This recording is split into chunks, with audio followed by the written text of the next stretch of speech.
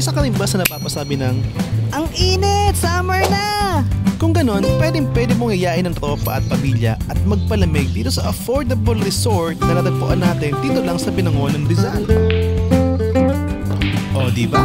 Bukod sa pag-swimming ay may iba pang mga activities na pwede yung pagkaabalahan habang kayo ay naka-staycation dito sa ating private resort. So paano? Tara!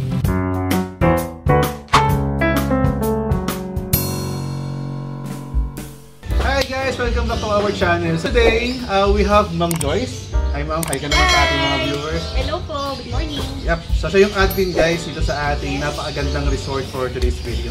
Nandito tayo ngayon sa Binangonan, Rizal. So syempre, ipapasyal ko na naman kayo sa panibagong resort na natuklasan natin guys. Easiest way para makakita nyo yung lugar kapag pupunta kayo, spin nyo lang siya sa Google Map. Pagka po from Tikling, kailangan po ang jeep nating sasakyan is papuntang Cardola.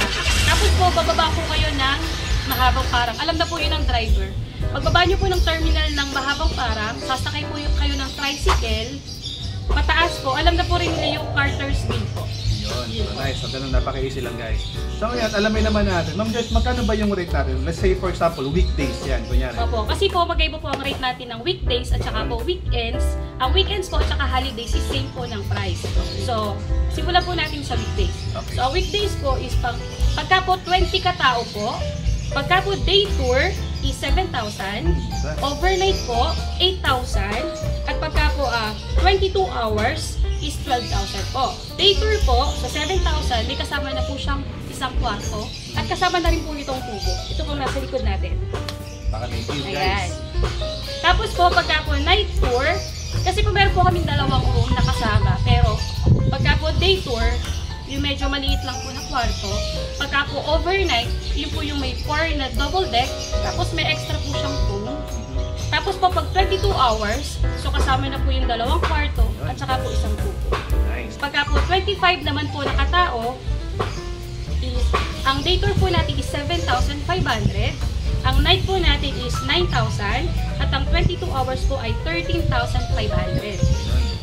Tapos po, pa rin, guys. pag weekends naman po tayo, pagka po 25 katao po pababa, pagka po day tour is 8,000, night po is 10,000, pagka po 22 hours is 15,000 po.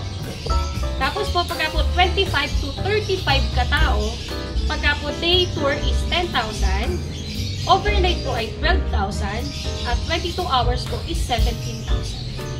Very affordable guys yung kanila pang ari. Kaya I recommend this place. At saka guys, sa mga malalaking mga malaking mga grupo, malawak yung lugar nila guys. Nakita nyo naman yan sa vlog natin, sa kung gaano kalawak yung kanilang area.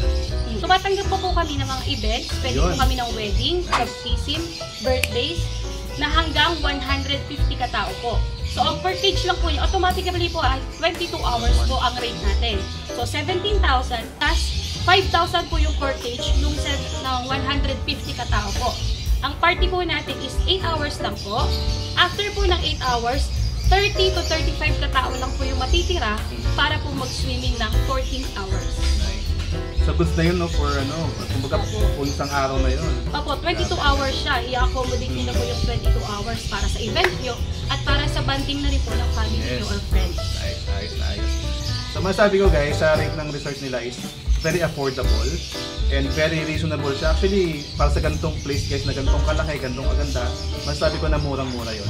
Check-in time po natin, kunwari po, day tour po is 8 AM till 5 PM lang po. Okay. Pag overnight, 7 PM to 6 AM lang po. Tapos, pag 22 hours, dalawa lang po yung pagpipilian nyo. Kung 8 AM to 6 AM or 7 PM till 5 PM. Fixed time po kami, hindi po kami flexible time. From here, from the gate, so ito agad yung makikita mo. So kitang-kita mo agad kung ganong kalaki yung kanilang area. So dun yung poolside, syempre mamaya pumuntahan natin yan. Tapos ito may dalawang rooms dito. Yan. So dito tayo sa bandang corner para at least makita nyo kung gaano talaga siyang kalawak. So by the way guys, itong resort na to, open din siya for mga events. Kasi kitang-kita nyo naman, may kalakihan talaga siya. So kahit umabot siguro ng 150 nakatao kasya pa dito. And yun nga lang no, aabot kayo hanggang doon sa bandang yun, sa may tabi na ng pool. So pag umulan, yun ang magiging challenge siguro. Pero kung maganda naman yung panahon, walang problema. On this corner naman guys, during night, pwede kayo mag-campfire dito. So pwede kayo maglagay ng bonfire, no? So may available naman dito na woods na pwede natin bilhin.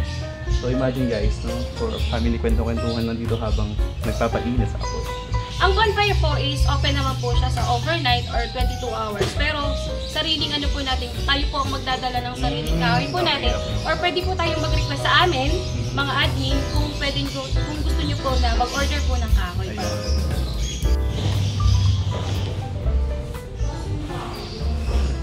Alright guys, so dito tayo sa kitchen ngayon. So ang kagandahan dito guys sa kitchen nila, syempre yung mga gas stove, yan, given na meron talagang kasama. Pero dito, meron din silang rice cooker na pwede yung gamitin, so hanggang 5 kilos yan. At syempre yung sink na pwede kayo mag-prepare. At ito guys, kagandahan din, yan, provided nila yung mga utensils nyo. Meron mga tasa, mga baso, plato, kutsara, tinidor, kumbaga, wala na kayong paproblemahin pa. Syempre even yung mga kailangan nyo para sa pagluluto. Alright. Meron sila ditong ref na pwede nyo din gamitin. Tapos may water dispenser. So may libre kayong 1 galon na tubig. So I think enough na yun kung maghapon lang kayo. And on this side guys, ganda na salamin ha.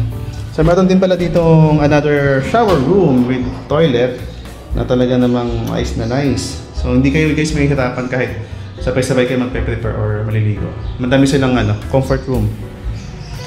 At dito guys, mapapansin ninyo, meron ditong for backdrop na pwede na kayo dyan maglagay ng tarpaulin. And syempre given din, pwede nyo gamitin for video, okay? So yan, nice na nice. Talagang hindi na kayo arkela guys. Kumbaga nandito na lahat. At also, ito isa to sa paborito ko guys pag may pumuntahan akong resort. Yan, meron silang billiard table. This side naman guys, so dito kayo pwede mag-ihaw ng inyong mga paboritong ihawin, no? Mga isda, baboy, whatever, no? Gusto nyo ihawin. And habang nag-ihaw kayo dyan, so imagine niyo naman napakaganda ng pwede yung tambayan dito. So meron puno ng mangga na napakaganda ng form niya, no? Mukhang may katandaan na rin tong puno ng mangga. And at this side, makikita mo dito yung kanilang glass. So kapag may nagsiswimming dito guys, kitang-kita mo sila dito. Ang cool, no? Kaya lang yan, most probably pa rin sa mga adult. Kasi yung part na yan ay nasa 5 feet na, going around 6 feet siguro itong banda doon. Pero ang ganda, no? Yung view. So alamin naman natin guys kung ano yung mga do's and don'ts dito sa lugar. Sige nga ma'am. Una po, pagka po tayo magsi-swimming is bawal po yung mga nakamaong. Okay. So, usually naman, alam naman po natin yung kada magsi-swimming po tayo sa mga resort or swimming pool na ganito. Naka-swimming attire. Yes. Okay lang po kahit naka-t-shirt, basta po yung light na color lang po.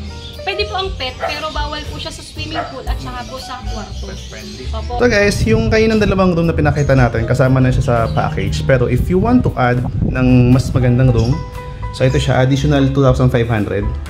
So ang kagandahan nito guys, yan, para siyang kumbaga parang ito yung master's bedroom. And actually tabi lang to ng swimming pool area. Tapos syempre naka air condition din siya. Yan. Tapos ang kagandahan pa, meron siyang sariling CR. So yan. Kaya kumbaga, kung kailangan mag-CR, hindi ka na lalabas. Right? So ito na siya. Okay.